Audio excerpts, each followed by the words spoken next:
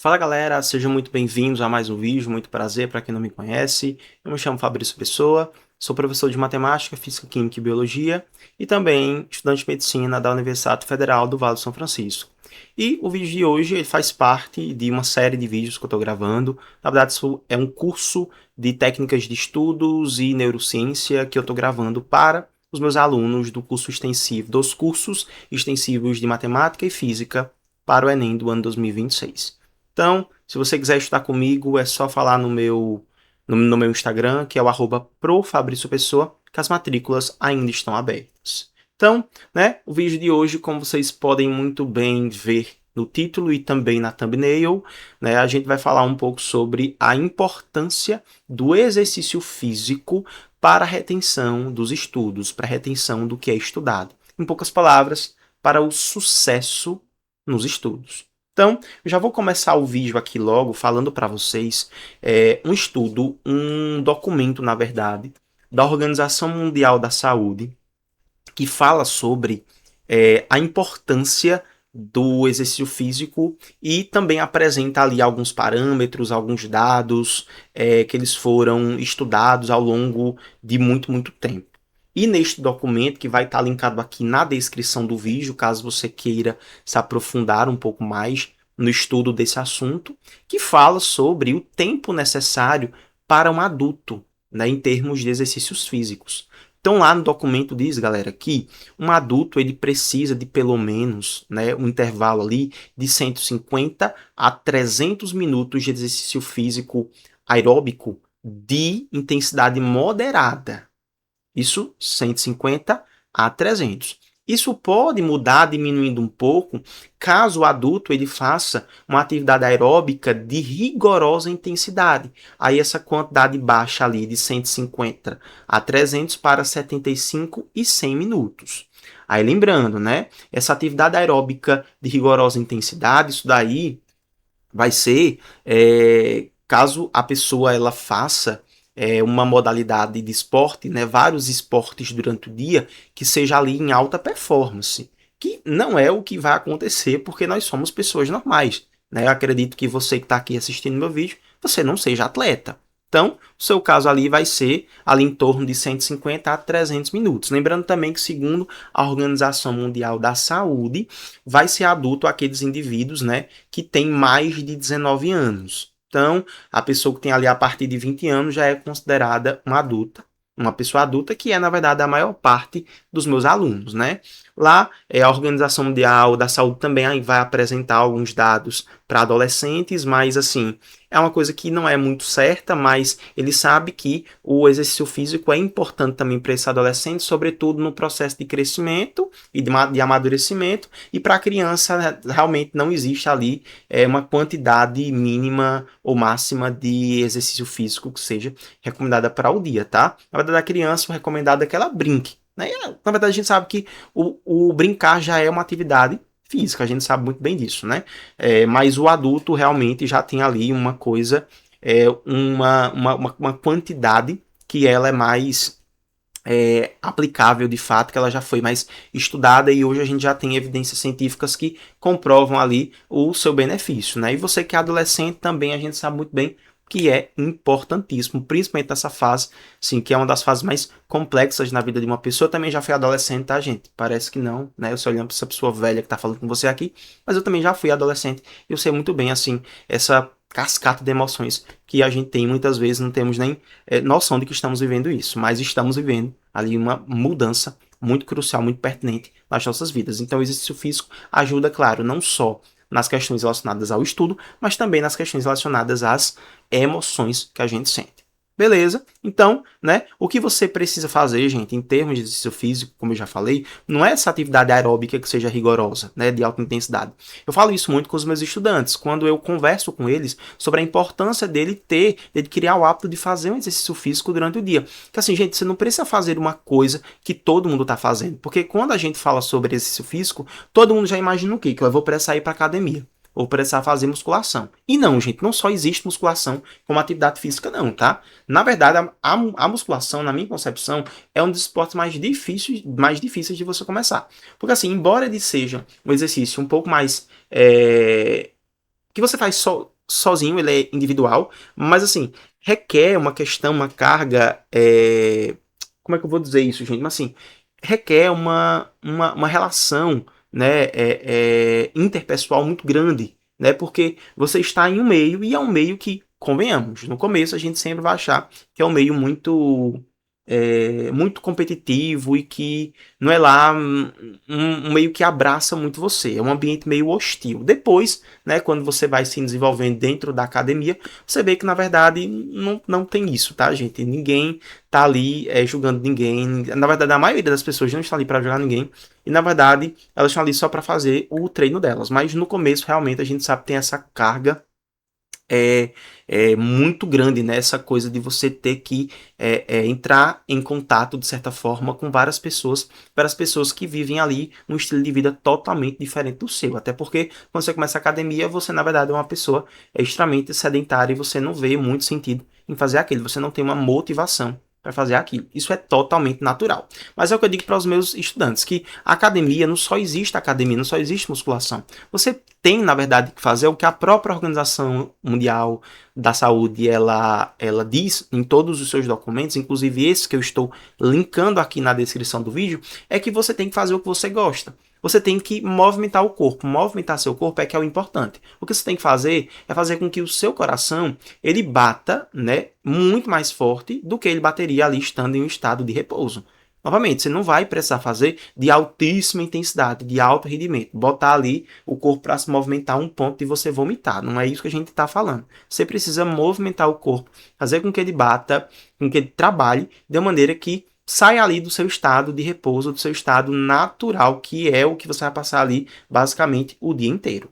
Beleza, mas galera, o exercício físico, né, para comprovar, para dar motivação, porque isso é importante, né? Eu estou explicando de maneira muito mais científica para que você possa se motivar e entender o porquê que você precisa fazer esse exercício físico, né? Então tem ali um fator que a gente chama de fator bioquímico, que vai ser uma molécula que tem o nome de BDNF. Eu não vou falar aqui o nome dela por extenso, mas leve em consideração apenas essa abreviação, tá? BDNF. Você pode dar uma pesquisada depois aí para você ver o significado dela, a origem dela, enfim. Mas saibam ali que ela é uma proteína, né, que o corpo vai utilizar basicamente como espécie de fertilizante para os neurônios. Então, essa molécula BDNF que o nosso corpo ele tem que gerar, ele vai gerar independentemente de você ser uma pessoa sedentária ou não, mas é claro que a gente vai entender aqui que o que a prática de exercício faz é aumentar essa produção, mas o corpo por si só ele precisa produzir, beleza? Algumas pessoas podem ter algum problema ali, algum defeito genético que dificulta, mas no geral, né, todo mundo vai produzir, às vezes em baixíssima quantidade e algumas em alta quantidade, principalmente aquelas que praticam exercício físico. Né? Mas, enfim, elas vão, como eu já disse, agir como uma espécie de fertilizante para os neurônios. E os neurônios a gente sabe que são as principais células neurais, né? São as células responsáveis ali pela aprendizagem, elas fazem as sinapses, que de fato são essas conexões dos nossos conhecimentos. Então, o que ela vai fazer é basicamente conectar, né, por meio do sono. A gente já teve uma aula sobre sono, a gente já teve uma aula sobre planejamento, teve uma aula sobre sobre a parte da alimentação e sim, enfim, sobre várias outras coisas, né? A gente sabe que o nosso cérebro ele pensa ali, ele tem duas memórias principais, a de fácil acesso e a de difícil acesso, né? Então, essas duas memórias elas são conectadas, né? Quando você dorme, enfim, você tem o sono NREM, o sono REM, enfim, né? E essa conexão de memórias é feita justamente por esses neurônios por meio das sinapses. Então, o que essa molécula BDNF faz é basicamente estimular a neurogênese, ou seja, ela vai fazer com que seu corpo ele produza de fato novos neurônios. Então, quanto mais neurônio você tem, cara, melhor ali a questão até da sua aprendizagem. Além disso, também ela vai fazer com que haja um aumento na sinaptogênese, ou seja, na geração dessas sinapses, dessas conexões, até para que seu corpo possa conectar ali, né, para que sua mente possa fazer a conexão de todos os saberes que você está aprendendo ao longo da sua vida. Então, conecta as suas memórias mais recentes com as suas memórias, né, ali de médio e longo prazo. E aí, o que é que hoje A ciência, né, as principais referências bibliográficas falam sobre essa molécula BDNF e a sua relação com o exercício físico. Ele diz, gente, que o exercício físico, especialmente, sobretudo o aeróbico, o que é o aeróbico? Gente, é bicicleta, é corrida, que sou simplesmente apaixonado, é a caminhada, é a dança, essas coisas mais aeróbicas, elas acabam sendo um gatilho fisiológico muito potente. Nota, o que é o gatilho fisiológico? É uma coisa que vai aumentar aquela produção. Não é que ela é fator crucial, porque teu corpo vai liberar essa BDNF você fazendo exercício físico ou não. A questão é que, preste atenção, o exercício físico é um potencial, eita, meu Deus, é um potencializador disso daí. Então ele é um gatilho fisiológico, né? Torna ali aquela liberação de BDNF muito maior. E aí, as próprias referências, né, os próprios estudos atuais dizem que quando a pessoa ela estuda depois de uma sessão de exercício físico, sobretudo de exercício físico aeróbico, ele consegue observar que a eficiência, né, desse estudo ela é muito maior. Então acaba se tornando um estudo muito mais eficaz. E lembra, né, estudar também tendo uma rotina de exercício físico, ela já é mais antiga, de muito tempo, de fato transformar isso em um hábito, aumenta ainda mais as suas capacidades mentais, porque o corpo acaba liberando muito mais BDNF. E aí, gente, com pouca BDNF, o que vai acontecer é que a conexão e o nascimento, né, a síntese de novos neurônios, ela ou vai acontecer de forma lenta ou não vai acontecer. Certo? E aí, é o que essa BDNF ela faz também é aumentar, né, consequentemente, a capacidade desse hipocampo. Por quê? Porque vai ajudar com que essas memórias sejam conectadas, sejam transformadas em memórias, essas memórias mais de curto prazo, sejam transformadas em memórias de médio e de longo prazo, liberando esse teu hipocampo, que é o que a gente já falou, usando a analogia ali, de memória RAM. Beleza?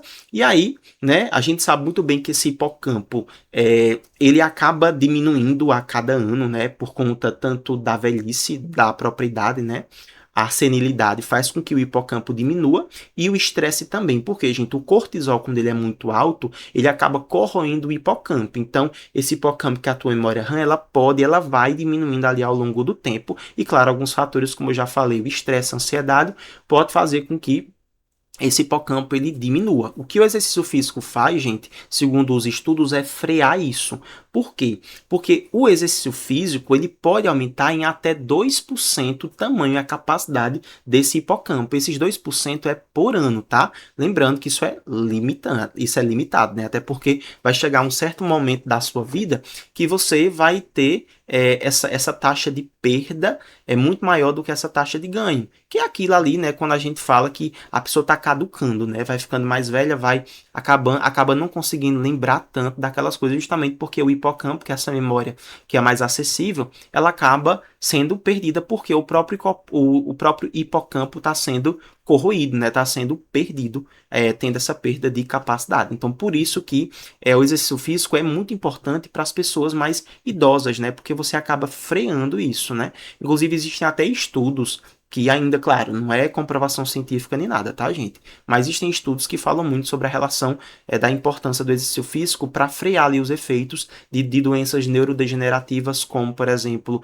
demência e mal de Alzheimer. Então, é muito legal de qualquer modo, né, gente? É melhor fazer o exercício físico, porque você tem uma chance muito menor de desenvolver esse tipo de doença, certo? Então, a gente sabe ali que o que a ciência diz, os estudos dizem é que esse exercício físico ali, quando ele é aplicado principalmente em longo prazo, ele acaba revertendo essa perda natural ou essa perda ali que é ocasionada pelo estresse. Você que é novo, você pode também ter essa sensação de que você está caducando mesmo, tá? Por conta desse estresse, porque como eu já falei, o estresse corrói o hipocampo. Mas esse processo de corroer o hipocampo, até um certo ponto, ele é reversível. O que é que vai reverter? Cara, coisas que façam com que você aumente essa neurogênese, né? Então, nesse caso, a presença dessa proteína BDNF, fazendo exercício físico. Mas, gente, outro fator importante também, né, além dessa própria proteína, é o fator de neurotransmissor. Por quê?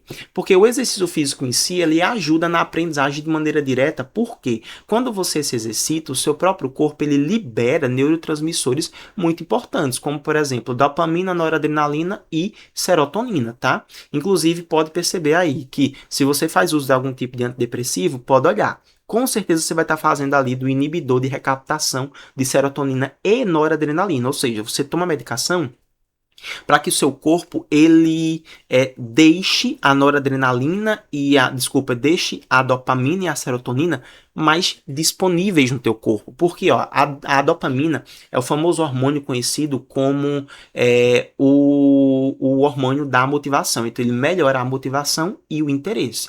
Gente, isso daí tem que ter que tomar cuidado. Por quê? Né? Novamente, assim como eu já falei em outras aulas desse nosso curso, as pessoas elas deturparam muito esse tipo de conteúdo, né? A galera fala aí sem ter base científica nenhuma e acaba transformando esse tipo de assunto aqui como se fosse algo bobo, algo de coaching mesmo, né? Mas na verdade não é, tá, gente? Isso é ciência, isso é neurociência e você tem que entender que isso existe, isso acontece realmente. Então, a dopamina, a galera foi aprendendo como se fossem papagaios e saíam repetindo, mas, gente, isso é crucial para o nosso corpo. Nosso corpo precisa de dopamina. Então, para que você consiga, por exemplo, começar a estudar uma nova matéria, uma matéria que você acha chata, você precisa ter dopamina disponível. Então, o próprio exercício físico em si, quando você, durante a prática do exercício físico, e principalmente depois da prática, né, horas depois dessa prática, seu corpo libera muita dopamina. Então, melhora a tua motivação e, consequentemente, o teu interesse para fazer as coisas do dia a dia. Já a noradrenalina, ela aumenta a atenção, e essa atenção sustentada. Então, sabe quando você está estudando, aí você está olhando ali para a videoaula, por exemplo, e você tem hora que se perde assim, quando você percebeu, você já não está mais prestando atenção em nada. Eu vejo muita gente, inclusive familiares, me dizerem muito, falarem muito sobre acharem que estão com suspeita de TDAH. E às vezes, gente, na verdade, na maior parte das vezes, não é TDAH. É problema em neurotransmissores, que não tem neurotransmissor suficiente. A pessoa quer passar o dia inteiro deitada, ela quer passar o dia inteiro se alimentando basicamente de carboidrato e gorduras saturadas, não quer fazer um exercício físico, não tem um sono regular, e aí quer ter a atenção, essa atenção sustentada, né? Ou seja, ela quer ter noradrenalina suficiente, quando na verdade não tem. Por quê? Porque teu corpo ele só vai liberar aquilo que é necessário para ele. Porque o corpo é preguiçoso mesmo, tá? O corpo ele quer, de fato, economizar. É isso que seu corpo quer, ele quer economizar, ele não quer gastar energia não, tá? Ele quer que a coisa seja mais fácil da vida, beleza? Então, para que você libere noradrenalina suficiente, você precisa mostrar para o seu corpo que você precisa. E como é que você mostra que você está precisando? Fazendo exercício físico. E a serotonina, que é o famoso hormônio da felicidade, né? Que ali é o principal hormônio que a galera fala para evitar depressão, ansiedade e tantas outras coisas. E o exercício físico libera isso em grande quantidade. E esse hormônio é responsável tanto por regular o seu humor, quanto reduzir a ansiedade e também evitar quadros depressivos. Beleza? O famoso hormônio, como eu já disse, da felicidade. E aí, galera, segundo alguns estudos que nós temos hoje disponíveis em plataformas como a PubMed, dizem ali que uma sessão de 20 a 30 minutos de exercício moderado pode abrir uma janela de hiperfoco, né, o famoso estado de flow, de 2 a 3 horas depois dessa atividade. Ou seja, por 20 a 30 minutos, você ganha de 2 a 3 horas de hiperfoco. Então, assim, é uma troca que, pô, cara, isso você consegue sentir desde a primeira vez que você faz. Por quê? Porque isso é bioquímica, gente. Você faz uma atividade física, teu corpo já começa a liberar, claro, desde que você faça respeitando os seus limites. Eu não estou dizendo aqui que ninguém tem que começar na segunda-feira a ser uma Daiana dos Santos, não. Não é isso que eu estou falando. Você tem que começar a fazer, né, para sair da sua zona de conforto. Então, vamos supor, você era uma pessoa que não fazia merda nenhuma. Então, você acordou, levantou cedo e você foi caminhar 30 minutos. Cara, isso já vai liberar muita endorfina, muita serotonina e muita dopamina. E você já vai sentir que quando você chegar em casa, você vai se sentir revigorado. Quando você sentar a bunda na cadeira para estudar, você vai sentir toda a diferença, porque Não é pouca, tá, gente? Não é pouca. Inclusive, a gente até brinca dizendo que fazer exercício físico é como se fosse uma seita. Uma vez que você começa, você não quer mais parar, depois que você desenvolve o hábito. E aí, a gente ainda tem, galera, outros fatores que são muito importantes, que vão justificar a importância desse exercício físico. E uma delas é a seguinte, preste atenção. Eu já disse isso em outras aulas, mas o cérebro, ele acaba ocupando ali, né? Ele é responsável, ele não é responsável, desculpa, mas ele representa 2% da nossa massa corporal, mas ele consome 20% de energia. Então, ele é uma parte do nosso corpo que vai consumir pra caramba, ele não é econômico, tá, gente? Até porque, poxa, ele é a nossa máquina central, né? Então, ele é um dos que mais gastam. Acredito que ele só perde para o coração. Ou se os dois estão pau a pau, não me recordo muito bem. Mas eu sei que ele é um dos que mais consome do nosso corpo. E aí, então, quando você se exercita, você acaba aumentando o fluxo sanguíneo nesse cérebro, né? Nesse órgão que é tão importante, tão crucial. E quando você aumenta esse fluxo sanguíneo, você aumenta também o fornecimento de nutrientes. Então, significa que você vai mandar muito mais oxigênio, muito mais aminoácidos, muito mais proteínas, a própria água, energia, né? Então, em forma de glicose. Você acaba mandando muita energia para esse cérebro. Então, isso é outra coisa que é importante o exercício físico, porque além dessa questão dos neurotransmissores e da proteína que a gente já tem falado, BDNF, ela vai também aumentar a própria capacidade de recepção, né, desse órgão em si de receber nutrientes, então aumentando aí a sua produtividade. Além disso, gente, com esse aumento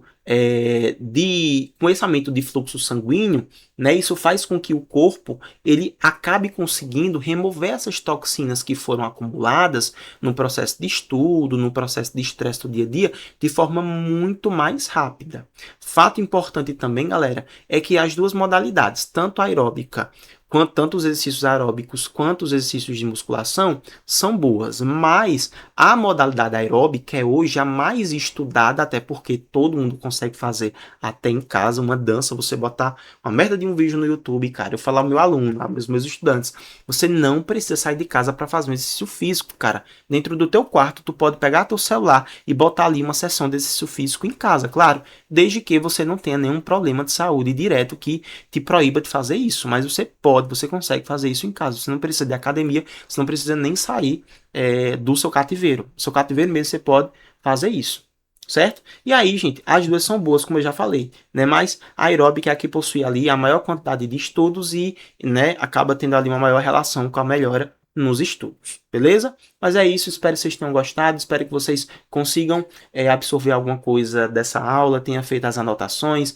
reestudem ela, revejam, porque isso faz até com que a gente tenha insights muito diferentes, né, insights melhores que nos ajudam ali a manter, né, a nossa sanidade mental durante esses estudos. E mais do que isso, tá, gente? Ajuda a gente a ter produtividade, de fato. Então é isso. Beijo no coração de vocês. A gente se vê na próxima e bons estudos, galera.